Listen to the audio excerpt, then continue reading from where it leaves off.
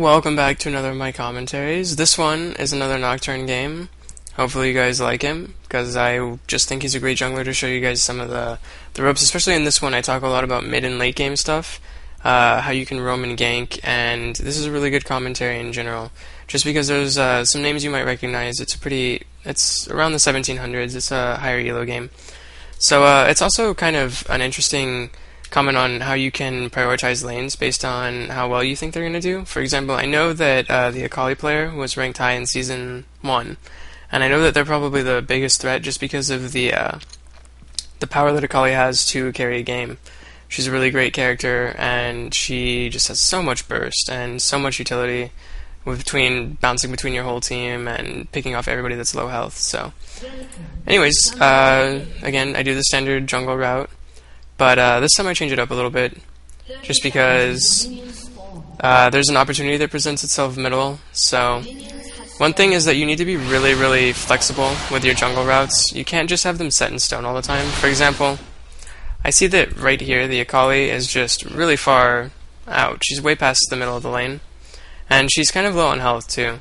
And I know that Cassian has Ignite, so I decide to go in, and unfortunately she dodges the Q and ends up not really taking much damage. But the important thing to do with things like that is you make it so that they can't overextend without fearing that you're going to come. The Akali has no ward, she has no vision over there. She doesn't know when I'm going to come, but now she thinks that if she's this overextended, she has to worry about me. So you can see she's playing a lot more cautiously. She's not walking up and queuing the Cassian like she could be. But anyways, I go ahead and take this, go back, buy my standard cloth armor, 2 health potions to help me with blue. And then the Taric actually makes an interesting note here. He says that there aren't any wards bottom, and that he thinks it would be an easy gank. So that's really important. Just as a jungler, I love it when people say that. It helps me know where to gank, because I'm not always able to watch every lane. But when I have a character, or I have a teammate that tells me that there's not any wards down there, and that it's going to be an easy gank, I love it, because then it makes it so that I don't have to pay as much attention to what's going on, and it just gives me some free kind of red flags of where I can go for an easy gank. Anyways, I need to hit level 4 before I gank, just because I need the fear. Pretty much guarantees that I'm going to get a kill if I get the fear off. And I start to head bottom. I go this way, actually, just to make sure that Warwick isn't going to be down there, that there's no one middle. Just kind of checking up on the lanes, scouting for them. So anyways, this is kind of silly. I get right here, and the Taric starts to play really differently. You notice he's not in the bush anymore. He's out front of the minions, and it just is really obvious that I'm there by the way that he's playing. So if you're bottom lane, or any lane for that matter, whenever the jungler or another person comes to gank for you, make sure that you don't change your playstyle to the point where the other laner gets suspicious. That's one of the biggest problems that people have, is when a jungler comes, they completely change their playstyle. Sometimes it's really subtle, but good players will really pick up on that, and it gets to be a problem as a jungler just because I can't get any ganks off if people are doing silly things like that. So anyways, notice that I rush top here. I've successfully shown myself bottom and middle, and I need to put some pressure on top just because Renekton's a tough lane. I'm not very familiar with him as a character, and you'll see that I make some mistakes, just not being able to gauge his damage, and I think the Twisted Fate's going to go in with that gold card, but he turns around and uses a minion. But even just this is good, because it shows that I'm not just jungling, that I'm focused on the lanes, focused on helping them win. So I scare the Renekton. You can even see he's all the way back here. He has no ward, and he thinks I'm still there. I decide to go continue to jungle, and right here, the Akali goes top and kills the Twisted Fate, which is unfortunate. And of course, the Twisted Fate blames the Cassian. He's like, you need to keep her pushed, because that way she can't gank. And Cassian's not a good character for doing that. And Twisted Fate should know that. Cassian's strength is, obviously, killing a single target really fast and then getting out and being really slippery and hard to catch. And it's not pushing. So, I go top thinking I'm going to farm it, and then when I notice Twisted Fate's coming, I go, hey, this Renekton hasn't backed yet. He doesn't have a ward. I'm level 5, I have red buff. I can easily get a gank right here. So then the Renekton, I haven't shown myself in a while. He thinks that I probably went back. And then as soon as he uses one of his cooldowns, his dash. I go in, put the fear on him. He gets feared. I land my speed up, my Q. And then the Twisted Fate pulls a good gold card, and we end up getting the kill. And then I see Akali coming, so I GTFO really fast. And then the Twisted Fate kind of sillily... Is that a word? Sillily? I don't know. But he makes a silly move, and he flashes into the Akali. And the Kassadin has no mana. So that was just poor play on his part, not paying attention to... That's another thing, is you always need to be looking at the green dots for your teammates' ultimates, because those are incredibly important as knowing when to engage a fight. And you also need to pay attention to their health and mana. You don't want to engage a fight. Like, for example, if Kassadin is low on mana, I don't want to use my ultimate and dive into a bunch of them, because Kassadin's not going to be able to output any damage. And the fight's not going to go in our favor. Anyways, right here I give Kassadin blue. And this is kind of a silly play too. We see them right here. They're going top because they made bot lane, or they're going up into the river, which is usually indicative of them going to dragon because they made bot lane back. And I kind of poke my head out here just to see how many are there. And it's pretty much their whole team, except Renekton. Which is unfortunate. That means that they're pretty much going to get the first dragon. Kassadin gets a little bit too close, and they unload everything on him. He gets a flash and a Warwick ult, and then he gets another flash and some Akali action, and then he gets pinned to the wall, and he gets a Vayne ult. So that was a lot, but it was worth it because he had blue buff, and getting blue buff off of Kassadin it's a pretty big deal, because Kassadin's not as powerful without blue buff. He's like Orianna in that sense. A lot of champions, actually. Anyways, game's pretty even still. I mean, we're out farming them by a little bit. The Twisted Fate ports in, and the Akali gets out just because that's Akali. I pressure middle here, and notice that pressuring middle right here forces the Vayne to leave. And making the 2v1 right here, making this 2v1, allows Caitlyn to get a kill. So pressuring middle, often people don't know how to react to it, and they'll try and send people to fix lanes, and you can see the Vayne is just wasting a ton of time right here. She left bottom, and the Malphite died, and then she tried to come middle, and we just left. And now the Vayne is trapped right here, because between Taric and Caitlyn zoning her out of her own lane, she's losing experience and last hits. That's the important part of pushing lanes, is you often just force players to make decisions that they're not comfortable with, like leaving their lane. And some advice for bottom lane is, if you ever leave your lane after 6, the other hero in your lane is most likely going to die. So, anyways, right here, the Twisted Fate gets a good gold card, and this is an example of me really underestimating Renekton. He does so much damage and heals for so much, and I just wasn't prepared for that at all. And I'm out of mana, and the Akali sees us diving. Well, not diving, she just sees us doing this, and the Twisted Fate is silly again. He sticks around with a bar of health, and it's pretty obvious that the Akali is going to come up. So what I do is I try and bait them out the side of the bush. But see, Akali coming top also let Kassadin go bottom, so it's not bad. And Kassadin actually gets a kill. And Twisted Fate makes a good choice to run into the tower and doesn't get a kill. And then here I just make a silly mistake, and you can see that this was probably warded, so when I tried to back here, the Warwick was aware of it. And then I waste my flash and die. So I thought I could get away, and it's always an awful feeling, you know, when you waste flash and don't get away. So anyways, we'll speed this up. We lose top tower because of that mistake, but that's fine. We trade towers. It's not awful. I go ahead and pick up red and continue farming the jungle. And then I think I can get a Kali right here, but I run into Warwick. Again, actually going there was pretty good because the Warwick would have been sitting in that bush, and now he can't because we know he's there. And Malphite's middle for some reason, and here we go. Vayne has to waste flash because the Malphite left her. And now she's honestly probably going to die to the Caitlyn. And she does. So that's another thing, is you never want to leave a character alone bottom when it's still 2v1. But this is really silly right here. Everyone is missing from middle, and they go ahead and walk up into this bush, thinking that the trap is going to save them. And that's a bad decision. Both of them die. Luckily Kassadin and I get away, but it's just not bueno.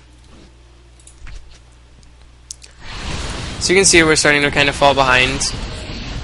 I mean, obviously the kills are still doing well, but we're getting outpushed by this Renekton top. And between Twisted Fate and Nocturne, we have a lot of synergy, and you can see here again, I'm just completely taken aback by how much damage she does. Renekton's a really scary character.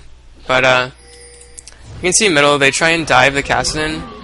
Don't ever try and dive a Kassadin. Kassadin, Kinnan, there's a lot of characters that are just awful decisions to dive because of their escape moves and the damage they can output as they're escaping. So there's a lot of pings going off now, just because there's a lot going on the map. The Kassadin just got to kill middle, and they dove him, so now the Vayne is alone bottom, and she makes a really silly move here. So they obviously have this warded right here, and she thinks that the best move is to go this way for some reason.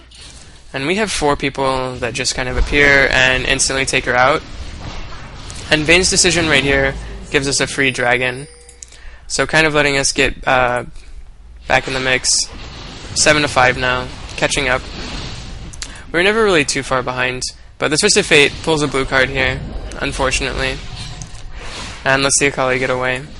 But right now what we're doing is, our team is really good for doing these slow pushes where we just kind of poke at the tower. Because between Twisted Fate and Caitlyn, we have insane poking damage. So right here, the Warwick steps out too far and just gets chain CC'd. And then the Malphite ults. None of us die, so that was good. At this point we should have left, but the Twisted Fate gets greedy and dies and flashes in. And the Kassadin gets greedy too and goes in and dies. And then the Renekton just comes in and cleans us all up with the Vayne. And that's why you just don't dive. It's not ever really a good idea until late game when you're super far ahead and it's the only way you can get towers. But anyways, notice that no one is getting angry in chat. That's always a big thing. Like, you can just say like, why did you guys dive and stuff like that, but just don't say things like, oh, GG, we're gonna lose now. Just give your team advice, like say, hey, this team is for slow pushing. Like, we should get to a tower and we should poke at it, or we should try and catch people off guard. Because that's what our team is really good for between the 2 practically global ults that we have. So anyways, I continue farming, just kind of going top, getting minions where I can. And then right here, notice that I place a ward right here. This is a defensive ward. Any ward that's kind of towards my side of the base would be a more defensive ward. After we make that mistake middle, we're behind because we have no map control right here. Having top and middle tower down means that Baron is something that we can't contest easily, and also they can invade our jungle really, really easily. So I put that ward there just to counter them trying to come in and ward, and you can see that even the Caitlyn traps are pretty in line with this decision. They're all very defensive right now because we don't want them coming into our base and, or not our base, but our side of the map, and just kind of free farming our jungle, taking too much control. And you can see now that they're even circulating in this space right here, which is the map control that's been granted to them by taking mid and top towers. So we clairvoyance them and see that their whole team is there, and we don't want to fight them at this point, because they are a tower ahead of us, and they're also a kill ahead of us, and we're even in dragons. And honestly, they have the better team currently, just because they can output a ton of damage between Warwick, Vayne, Akali, and Renekton, and Malphite can just get that horrible initiation interrupt that's going to destroy all of us. So we're just playing safe right now, and at this point what we're doing is we're waiting for them to make the move. All of our lanes are pushing. We need them to make a mistake in order for the game to advance. If we try to initiate right now with my ult or with a Taric stun, we're going to lose. So we can even see them. I noticed that they're kind of over in this area right here, and I know that they're going to dive. I know they want to. So this looks really bad, but this is actually really good for us. They instantly kill the Taric and the Kassadin. But then they get really greedy and they get caught in between 2 towers. And the Twisted Fate has a nice positioning here. I'm going to slow this down just for a second. Notice that the Twisted Fate ported in here when they were sandwiched between these 2 towers. And also notice that I go back in and try and get the Akali off of the Caitlyn, and the Caitlyn plays really well. She backs up, and the Akali knows that she's going to die if she goes into the tower. So we kill her, and then she flashes out, but I finish her off with my ult. And then I start outputting damage on the closest targets. Vayne is currently out of my range. There's no way I'm going to get to Vayne and live. So I'm just hitting whatever is close to me, which would be the Warwick and the Renekton. The Warwick gets low, and then I put a little bit more damage out, but I know that if I take a Q to the face, I'm probably going to die. So we kill Renekton, And now I can speed this back up because the positioning's pretty much over. So I get blood scented and I decide to back out just so Warwick doesn't get the extra move speed and they can chase him without having to worry about him being super fast. So speed this up a little. I do something silly here. I don't really know what I'm doing. I'm watching top mostly to watch if the Twisted Fate gets an extra kill. And I guess I just clicked middle and I end up going middle, wasting a lot of time because I'm too low to do anything. So I back out. And then the game is still pretty even. We're only a kill ahead now. I'm doing really well though. I'm 3-1-3. Like I said earlier, it's solo queue game is much more about you not making mistakes than your teammates. Because if you have a good game consistently every game, you'll consistently win games. You just need to make sure that you do that. Anyways, the Akali makes a silly mistake here and gets caught really out of position. And this is a really good part for me to make commentary on, just because I want you to see what a mistake like that can do. Like, not being aware of us being right here. Watch what it lets us do. We almost take Dragon. I miss-smite it. But the Warwick comes in and smite steals it, and then melts beneath all of our CC. And then the Renekton is kind of caught in the crossfire, I guess. He was just trying to help the Warwick out. And the Twisted Fate blue cards again, but I get the fear off, and again we just CC him into oblivion. So that's 2 kills that the Akali let us get. And then the Warwick's decision to go in and smite steal was also bad, because now there's 2 people down, and we get to just push this tower. So now I ping for their red buff. This is a great time to invade and take some stuff. Watch what I do. I ward right here. This lets me see if they're going to come try and stop us from taking red buff, and I know that we currently have more people here than they do. So we take red buff, and then they decide to initiate on this, which is really silly. It's 4v2 right now, so we destroy the Akali, and then we proceed to continue just being really aggressive, because we keep picking them off one by one, which means that we can win any fight we get into. So we kill the Warwick, and now there's 2 dead, and we see the Caitlyn top. The Caitlyn's doing exactly what she should be doing at this point, which is just kind of split pushing this lane, keeping the Malphite occupied up there. So we go in and we put a bunch of damage down on this tower. We actually take it, and then the Casting gets the Vayne low and almost dies, and he lives because of his Philostone right there. So what we should have done here is we should have taken this tower and backed out, but the Twisted Fate flashes, or he just goes in, he doesn't flash, he goes in on this Renekton, and basically gets me and himself killed. I mean, obviously, I could have gotten out, so that was a mistake to go in on what the Twisted Fate did. Just don't follow your teammates into silly situations. And the Tarek's right, we should have run a long time ago, but I followed the Twisted Fate into that mistake, so don't do things like that. If you see your teammates making blatant mistakes, just kind of let them do that. So anyways, I start to build tanky, because that's what I need. You can see that I'm melting pretty fast in fights, and I need to live longer if I want to be a threat. The Tarek buys an Oracles, and what he's doing right now is really important. He's taking away any control over this area that they might have. He's got an Oracles, so we go searching for wards, and this is another thing that you need to do. Whenever you have a squishy support like this, not squishy, just he's not going to live very long under focus fire. You need to scout with them for wards. So now as a team we're grouping up, and you can see us start to head towards Baron. We're removing any vision that they have. So now what this essentially does is it makes them really wary. They have no idea if we're doing Baron, especially because they just CV'd it, and now it's worn off. They ping to do Baron, and I am really insistent. I say no, because we will all die. Baron will get us low enough to where Akali can come in and clean every single one of us up. So right here is actually one of the better fights I've ever seen for positioning on my part, which is why I want to talk about it. Notice how I'm removed from my team. I like to play Nocturne a little bit like you would play Fiddlesticks, where you don't want the other team to see you, because you don't want them to be able to immediately respond to what you're going to do. So right here you can see that I'm just really far away from my team, and over here the Tarek kind of walks into this bush, and then with Oracles he sees that there's a ward right here. So the Caitlyn turns to attack it, and the Tarek keeps moving, and they should have kept moving, but the call of the 25 gold on the ward is just too much for some people. So anyways, what happens is they see that, and the Malphite's currently right here, and he ults in. Luckily it's a pretty bad ult, and he only gets Tarek, but notice that the Warwick is right here. So I ult, and that cuts off his vision of anything going on up here, and it forces him to flash over if he wants to join the fight. So I make a mistake, and I ult onto the Malphite, but still, look at the damage that I output. I immediately go to the Vayne, and my passive puts out a ton of damage on all of them. So the Vayne tumbles away and turns invisible, and I proceed to kill the Malphite, and then I focus the Vayne. I'm not that worried about the Renekton. He's not going to put out as much damage as the Vayne. So I go and I focus her, and just look at what I'm doing. By diving into their team like that, I've effectively caused 4 heroes to focus me, and then I've gotten out.